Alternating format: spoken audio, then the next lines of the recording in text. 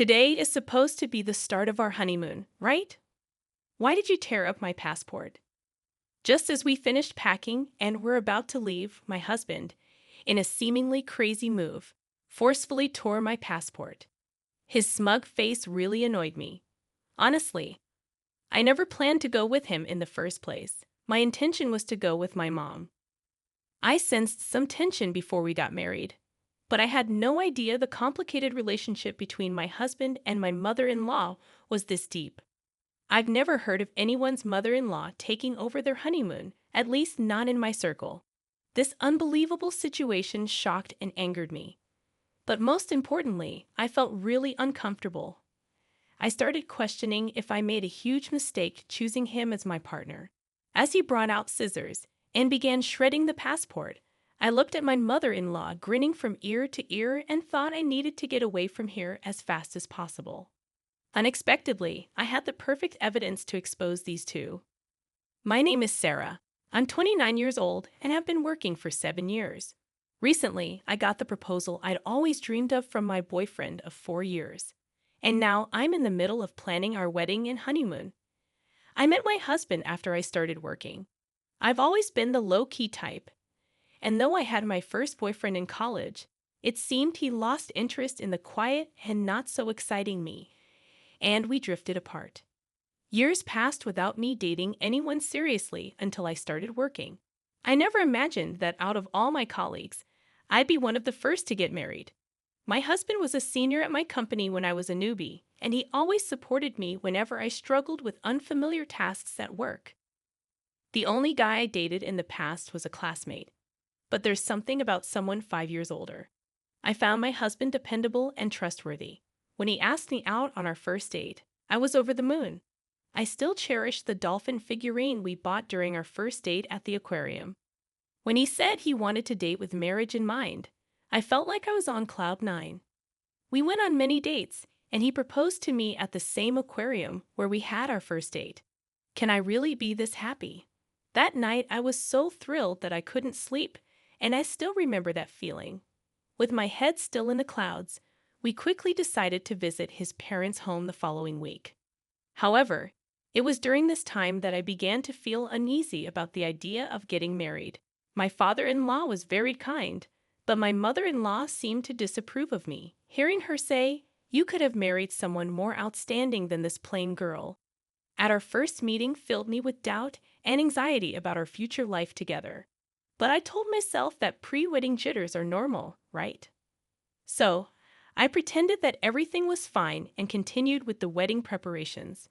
One day, while discussing our life after marriage, both my husband and his mother assumed I would be quitting my job. Although I once admired the idea of quitting work after getting married, it didn't seem like an option for me at this point. Looking back, I realized that my ongoing anxieties about marriage stopped me from considering leaving the place where I felt most secure, my job. Despite dodging persistent suggestions from my mother-in-law to quit, I decided to continue working at the same company alongside my husband. During our wedding preparations, we disagreed on the timing of our official marriage registration. He wanted to formalize things sooner, and in the end, we decided to respect his wishes and registered shortly after. The procedure felt mundane, but realizing that we were now officially married brought me immense happiness. We initially discussed having a small, intimate wedding, but it seems my husband mentioned this to his mother, and she called the next day. "You know, Edward's wedding, and you're talking about having a small, intimate ceremony. Please don't just say whatever you want. The wedding needs to be grand. I'll make sure it's fitting for Edward. By the way, please keep your guest list minimal, just your parents and close friends. Your friends are probably just as dull, right? They'd make the wedding feel so gloomy and ruin everything." I found myself bombarded with opinions about the venue and the guest list. It was infuriating that she felt she had the right to dictate so much. Despite having a lot to say, I convinced myself that maybe this is just how weddings go and decided to invite only my parents and close friends, as my mother-in-law wanted. However, my mother-in-law's interference didn't stop at the guest list. She had opinions about the program, entertainment, decorations, and food. Following her suggestions would push us way over budget. Initially, Edward's family had agreed to cover half of the wedding costs, but somehow that changed, and now it was, weddings are for the bride, leaving us significantly over budget. I had to cover all the additional expenses she wanted, so the wedding turned into a lavish affair, quite the opposite of the simple ceremony I had envisioned. I tried to make some cost-saving changes without her knowledge, but she scolded me, claiming, "It looks cheap because you didn't do as I told you." I thought I would finally get some distance from her after the wedding, but my husband did something unimaginable. Despite my frustration with her interference in the wedding, and despite my desire to keep my distance from her, my husband insisted we live with her. Our new place, for which we had already signed a lease, was canceled without my knowledge. All my belongings intended for that place were redirected to my husband's family home. I was speechless, shocked by how everything had been decided without consulting me. I had handled all the wedding planning, and even when I warned Edward that meeting all of her requests would exceed our budget, he ignored me. The anxiety I had before the ceremony only intensified after our wedding. We had planned an overseas honeymoon to a dream destination I always wanted to visit. The idea of going there for our honeymoon felt surreal. However, my growing unease with Edward, who was acting suspicious, and the prospect of living with my mother-in-law upon our return dampened my spirits. Despite our wedding preparations, Edward wasn't cooperative about the honeymoon planning. Strangely, he took charge of booking the flights and hotels. I assumed he had chosen a romantic hotel for our honeymoon stay, and was excited as usual. Even though I had to cover all the expenses, the pre-wedding excitement made me grateful that Edward was contributing, even if just a little. Little did I know that this was a foreshadowing of a shocking event. The wedding ended, and amidst the chaos, our honeymoon day arrived. Despite lingering feelings about the wedding and the upcoming cohabitation, I was determined to shift gears and enjoy the trip with the man I loved. As I woke up in the middle of the night to get ready for our flight, Edward dropped a bombshell. With an air of casualness, he said, "Sarah, I'm going to go with my mom," just as I was double-checking our luggage. I was shocked and couldn't grasp what he had just said. "What are you talking about? It's our honeymoon, not just any trip. Why would your mother be joining us? Plus, we've only paid for 2 flight tickets and a hotel." Visibly shaken, I tried to make sense of his reasoning when Edward hit me with another surprise. "I never mentioned going on this trip with you, did I? Don't be ridiculous. I'm going with my mom. A trip with her takes precedence over a honeymoon. It's a gratitude trip for all she's done for me. You stay here and prepare the house by cleaning every nook and cranny." With that, Edward forcibly tore apart my passport that I had entrusted to him. I was in disbelief, unable to say a word, just witnessing my passport being destroyed. At that moment, my fully made-up mother-in-law barged into our room without knocking. "Edward, are you ready?" Seeing her, Edward's face lit up. "Yeah, we're good. Finally, we can go on this trip without any interruptions." They both shared a gleeful laugh, leaving me utterly repulsed. I realized I was about to marry an absolute nightmare.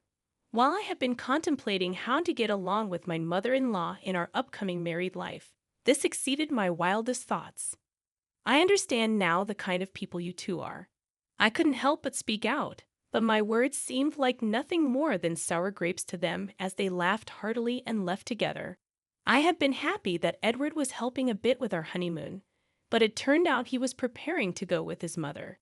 He had taken charge of the flight and hotel bookings willingly because he was booking everything under his mother's name from the start, and he dumped all the costs on me. The betrayal from my husband was a heavy blow, but my anger overshadowed the sadness. The dreamy, intimate wedding I had always envisioned and the honeymoon, meant to be the best memory with the one I loved, were both once-in-a-lifetime events, now ruined by my mother-in-law and my husband. Overwhelmed by my situation, I couldn't believe this was happening. Initially, I couldn't accept it, but soon after, I decided I needed to act fast and get a divorce. Interestingly, I had something that would be useful for the divorce. Initially, I started recording with the intent of preserving memories of the most significant events of my life, my wedding, and honeymoon. Since the wedding preparations, I had been recording audio, capturing various moments. What started as a pure desire to cherish our wedding memories gradually turned into documenting my mother-in-law's malicious actions and harassment. I often thought of quitting, assuming I'd probably never watch these recordings again, but it's ironic how useful they turned out to be. Just a few days ago, I had moved in and was still unpacking. Now, I began to repack my stuff. Ironically, I hadn't opened much, so packing was done in no time. I wondered if my husband and his mother were at the airport by now. The very thought filled me with indescribable anger, so I tried not to dwell on it. Despite only being there for a few days, I wanted to erase any trace of my presence in that house, so I cleaned thoroughly. While cleaning the living room, I stumbled upon something shocking. It was evidence that my husband was embezzling money from his company. Given his position in charge of company sales, he was reporting lower earnings to the company and pocketing the difference. And apparently, his mother was in on it too. She had meticulously noted the actual sales, the amount pocketed by my husband, and even listed all the luxury bags, clothes, and shoes he had bought for her with that money. It was a significant amount. Leaving such a diary in plain sight in the living room, I really couldn't fathom what they were thinking. Discovering my husband's misdeeds, I was horrified, realizing the gravity of the situation. For a moment, I wondered if working at the same company could somehow smooth things over. But then I thought, why should I help someone who ditched me for a honeymoon with his mother? I headed to the company with evidence of embezzlement. Though they were supposed to be on their honeymoon, having both taken paid leave, my colleagues were shocked to see the very person in the office. Everyone was asking, what happened? Weren't you on your honeymoon? No longer feeling the need to hide anything, I told them that my husband and my mother-in-law had gone on the honeymoon instead, that my passport was torn up, and that I had paid for the entire honeymoon. My colleagues, superiors, and boss were shocked and angry at my husband. I expressed my gratitude to my concerned colleagues and headed towards the executive area of the company. Unbeknownst to my colleagues, husband, and mother-in-law, one of the top executives in this company is my uncle. I intentionally kept this fact hidden to avoid any perception that I got the job through connections. I applied to the company without disclosing my relation to my uncle and earned the position based on my own merit. Since my uncle doesn't handle human resources, I reached out to him before the orientation and requested that he keep our relationship confidential at work. Despite his surprise, he praised my efforts and assured me that our interactions would be like any other executive and employee. My uncle, who doesn't have children of his own, has treated me with affection since I was a child. Until elementary school, my sisters and I went on several trips with just my uncle. During my childhood, I would sneakily ask my uncle to buy things for me, leading to scoldings from my parents. That's how much he adored me. Since joining the company, our work areas have been entirely separate, and after briefly exchanging smiles during the orientation, we haven't met. I knocked on my uncle's office, explained the situation to his secretary, and was granted entry. My uncle greeted me with a beaming smile, but quickly turned somber. "Why are you here? Weren't you supposed to be on your honeymoon?" Seeing my dear uncle's familiar, kind face, I was overwhelmed with emotion and burst into tears. Through my sobs, I recounted everything that had happened, and he became visibly enraged. It was a side of him I had never seen before. Of course, I shared the details of my husband's embezzlement and handed over the evidence. My uncle pledged to convene a board meeting immediately to address my husband's actions. Then he asked, "What are you going to do today?" "Head back home." I nodded, and he said, "Well, before you do that, let's grab some good food. I'll drop you off at home afterward." Despite the incredible betrayal of having my honeymoon taken over by my mother-in-law, I felt genuinely grateful, knowing there were still warm-hearted people in my life who cared for me. A week later, when my husband and his mother returned from what was supposed to be our honeymoon, I received an immediate call. My husband was furious that I hadn't picked them up from the airport and hadn't cleaned the house as instructed. He ranted about my whereabouts. I already had a top-notch divorce lawyer recommended by my uncle and parents, and the process was in motion. Without giving my husband a chance to speak, I said, "You too sure are loud and annoying. I don't want to hear your voices anymore. Why would I pick up someone I'm going to divorce, and why would I follow your silly orders to clean?" He was momentarily speechless but soon resumed his ranting. "Do you think it's okay for you to say such things? I did you a favor by marrying you. If I divorce you, you'll never get remarried. My mom's furious too. If you come back now and prepare our meals, I might forgive you. We're tired of foreign food. Make some tasty traditional meals." He had never spoken to me like that before our supposed honeymoon. After revealing his scheme with the passport and going on a trip with his mother, his true colors had shown. It dawned on me that I had never truly seen him for who he was. I have been reflecting on this realization over the past few days. I've consulted a lawyer regarding our divorce. Could you please discuss related matters with them? A lawyer? What are you talking about? I'm not getting a divorce. I could hear his mother in the background shouting for him to hand her the phone, calling me names. Well, do what you please. By the way, I informed the company about your embezzlement. I think they'll be calling you in soon. Maybe you should get a lawyer too. Bye. I could sense his panic on the other end, but it wasn't my problem anymore. He kept calling, so I just blocked his number. My uncle was aware of our honeymoon dates, so right after our call, the company summoned my husband using the evidence I provided. They verified the information and confirmed the discrepancies in the payments. It turned out the amount my husband embezzled was enormous. In front of the company's executives, my husband desperately tried to defend himself. He fabricated a story claiming I was the real embezzler, and he had tried to stop me. At that point, my uncle couldn't hold back and shouted, "My niece would never do such a thing. We've confirmed that you and your mother committed the embezzlement. You're lucky we haven't involved the police yet." Realizing the jig was up and that I was related to senior management, my husband looked as if he had lost his soul. That day, I went to the company to return the wedding gifts to my colleagues since our marriage had ended so soon after the wedding. Everyone refused, saying they had given them as a token of their blessings. While I was surrounded by this warmth, my ridiculous husband approached. "Why didn't you tell me you were related to the top brass?" "I'm sorry, really. Can we start over?" "Can you ask your uncle to keep me in the company and make the embezzlement go away?" Disgusted, I replied. "Do you even understand what you're saying? Are you okay in the head? Divorce is the only option now. Reflect on your actions and face the consequences." Having said that, I pushed him away, but he must not have had anywhere else to turn. He clung on desperately. Watching this, my colleagues called security, who dragged him away. He was fired immediately. Regarding the embezzlement, it seems the company is seeking damages from my husband. After finding out about the whole situation, my mother-in-law repeatedly tried to contact my family. However, once she consulted my sensible father-in-law, the calls stopped.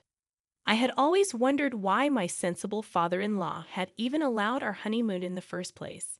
But when he later came to apologize, admitting his mistake, I understood.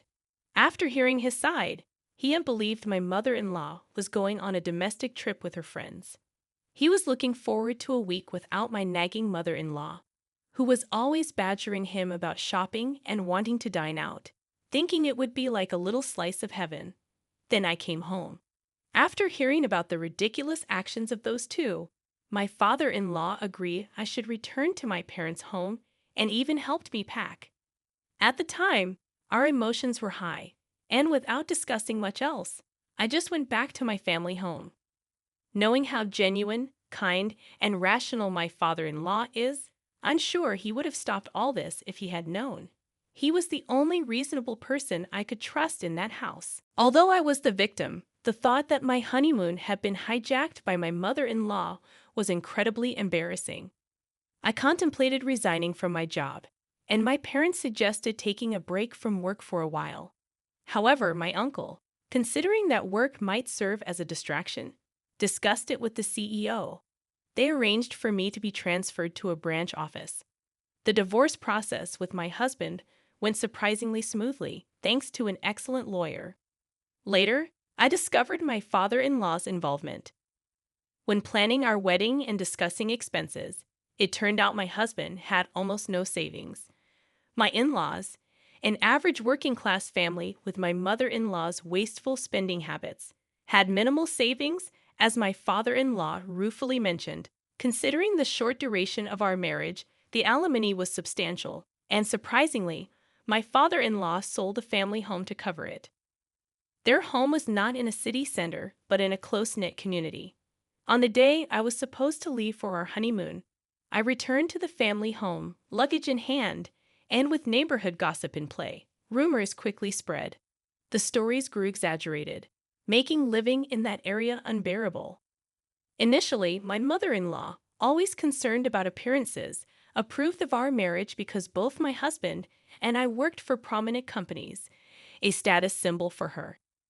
Now, with rumors circulating due to her actions, she likely couldn't bear to live in that house. My father-in-law probably also felt responsible for covering the damages from my husband's embezzlement. While I hold nothing but disdain for both my husband and mother-in-law, I genuinely feel sorry for my father-in-law. After being fired and ordered to pay damages, coupled with my not returning as he hoped, my husband apparently suffered a mental breakdown, unable to work. He seems to be moping around in a small apartment he moved to.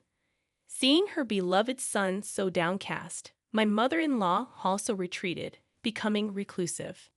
As my father-in-law told me, he was, in fact, fed up with my mother-in-law and considering divorce, not wanting to spend his later years with her.